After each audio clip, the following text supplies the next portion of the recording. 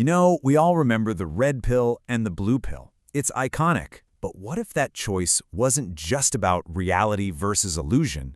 What if it was really about faith? Today, we are plugging in and decoding the incredibly powerful Christian symbolism that's hardwired right into the very backbone of the Matrix. I know, that sounds like a really bold claim, doesn't it? But honestly, once you start looking for it, the parallels between the movie's story and core Christian teachings, they're just absolutely everywhere. So let's dive in together and see just how deep this rabbit hole really goes. So where do we even begin with something this huge?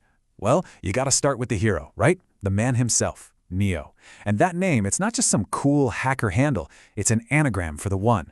And that right there is our first massive clue that we're looking at a classic Christ figure. Okay, check this out.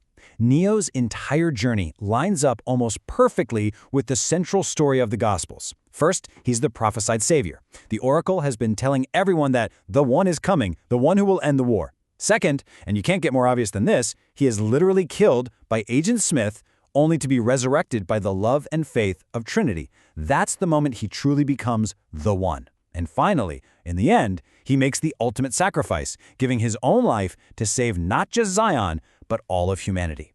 Prophecy, resurrection, sacrifice, it's all right there. But hey, every savior needs someone to prepare the way. And in this story, that's Morpheus. His name might come from the Greek god of dreams, but his role? It's a dead ringer for John the Baptist.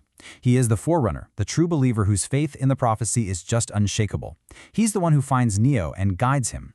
You could say Morpheus is the voice crying out in the digital wilderness of the Matrix. Now, this whole allegory, it isn't just about the people. It's woven into the very fabric of their world. The entire conflict is built on this tension between two completely different realities. One is a prison for the mind, and the other is a safe haven for the free. And this slide just lays it all out. On one side, you've got the Matrix itself. It's this sleek, seductive illusion built to keep all of humanity enslaved without them even knowing it. Theologically speaking, it's like a fallen world, a place where people are spiritually dead, totally blind to the truth. And on the other side, you have Zion. Now in the Bible, Zion is the holy city, the promised land. And in the movie, it's the last human city, a place of truth, hope, and freedom. The contrast, it couldn't be more stark. So how do you get from that world of lies to the world of truth? It all comes down to a choice. That legendary red pill, blue pill scene is so much more than just a cool plot point. It's a perfect metaphor for a spiritual rebirth. Taking that red pill means choosing to wake up from that spiritual death. It means rejecting the comfortable lie for the painful truth. It's literally the act of being born again into reality. But the symbolism doesn't stop there, not even close. When we start looking at the other characters, we find these huge theological ideas packed into them, and it just adds this incredible depth to the whole story. Let's talk about Trinity. Come on, her name is maybe the most direct biblical reference in the whole film, but her role is just as important. She is the embodiment of divine love. It's her faith, her belief, her kiss that literally brings Neo back from the dead. And that shows us something huge. In this story, salvation isn't just won by fighting. It's achieved through love and grace, and Trinity is the one who delivers that power. Of course, every hero needs a villain, and we have Agent Smith. He starts out as just an enforcer of the Matrix's cold, rigid rules, a spirit of unforgiving law that wants to crush anything that doesn't fit. But he turns into something so much scarier, a virus of pure evil, a kind of satanic, antichrist figure whose only goal is to copy himself and just consume everything. That final battle between him and Neo, it's the ultimate showdown of good versus evil. But the movie goes even deeper, tackling one of the oldest debates in all of theology: predestination versus free will. Is your life already written for you, or do you have the power to actually choose your own path? In The Matrix, this massive philosophical question is personified by two very different computer programs.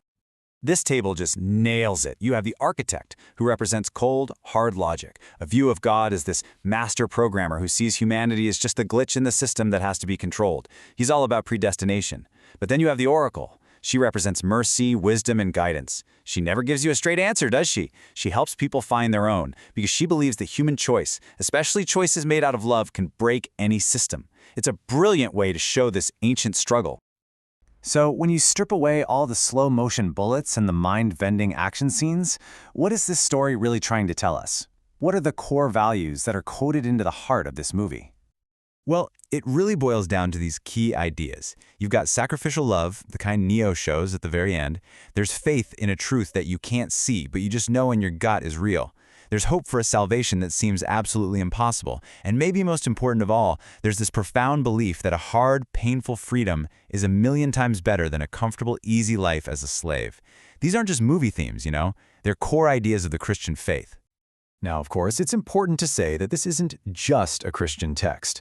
The Wachowskis were geniuses at weaving in ideas from all over. You can totally see shades of Gnosticism with the whole hidden truth idea, and Buddhist concepts about letting go of illusion. But that Christian narrative provides the strongest, most solid framework for the whole saga. It really is the skeleton key that unlocks the entire story. And in the end, the film turns the camera around and points it right back at us, asking the exact same question that Morpheus asked Neo. It's the ultimate challenge of this modern gospel.